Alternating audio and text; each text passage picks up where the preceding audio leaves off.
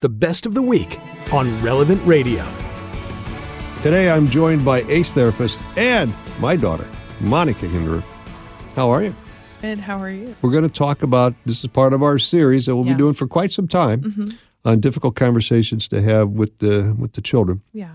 You know, the majority of our listeners are not going to have a child who experiences maybe same-sex attraction or thinks that they're the opposite gender or is kind of pulled into this woke ideology that there are 72 new sexualities. But the majority of people listening to this and the majority of the children are going to have this natural vocation to marriage, and they're going to be inclined to be with someone. And so how do we have that conversation, or how do we establish positive kind of sexual ethics in our children? Because it's kind of out of control right now. And I think some of the statistics are just kind of staggering, right?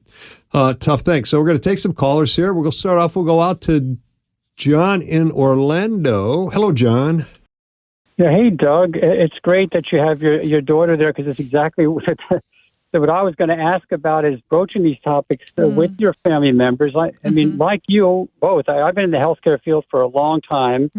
Used to teach the abstinence education programs back in the 90s when that was a big thing with President Bush and our funding. And then, of course, even to now with pre-Cana programs for several years. And yet, it's, I have a large enough family. I have 4 daughters and a son. And with the daughters, it was fairly straightforward. My wife and I were doing all the fertility awareness, NFP stuff, and they all kind of learned about that. My challenge is my 15-year-old son, and that is that every time I've tried to bring anything up like this, he has totally been, I guess you could say, disgusted by the idea that I want to bring it up. He has no interest, and yet he's 15. I mean, and I know the only traumatic thing that happened to him was when he first got a phone. And of course, we all have regrets about this. A lot of parents listening have regrets about this. But I'm telling you, I just don't want him to have really what happened to me. My parents were divorced when I was 12, and I never learned anything from anybody that was good. I'm going to just leave it at that. Sure. The influences were all bad. And they married a woman 35 years ago that had her head on straight, but and her spirituality straight, and our Catholic family as a result. But what do you do with a child that clearly? Well, I don't even know where to start. I feel like I want to at least talk about the changes in his body. He's a young man. He's bigger than me now, and where that's going to lead. Sure. And I could teach that. So what do you think? I mean, you just could wait? No, Monica, thoughts? Yeah, so I would say I think the first conversation should be the why behind his discomfort.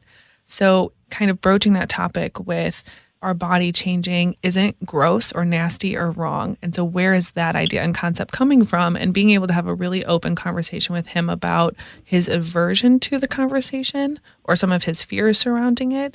Because I think if we can kind of clear some of that up, will he be comfortable talking to you? No, it's uncomfortable, and that's okay.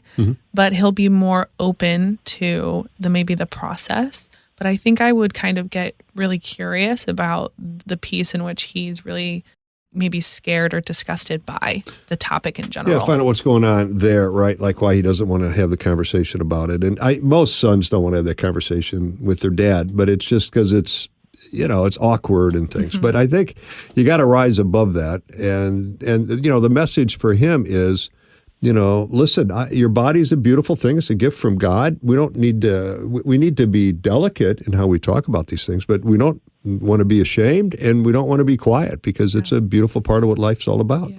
Was there a conversation with him after he was exposed to that content at 12? Unfortunately not. I think at that time the whole family was just shocked that he was getting into that, and we shouldn't have been.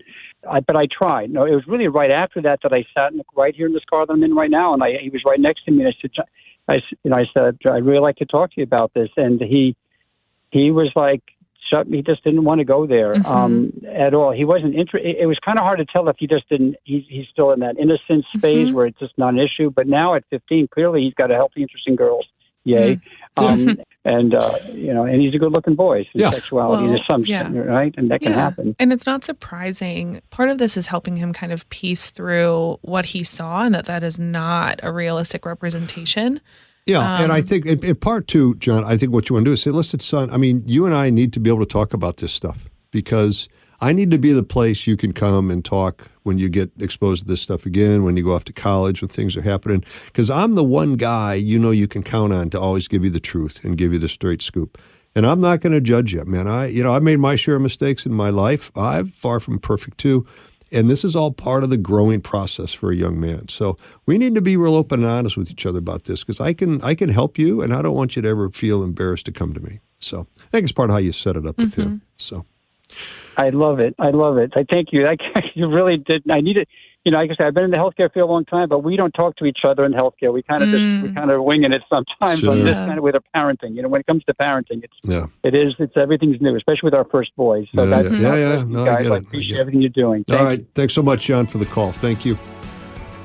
This entire episode of Marriage Unhindered is on the updated Relevant Radio app. The Relevant Radio app is completely free and updated daily with fresh articles, podcasts, and prayers.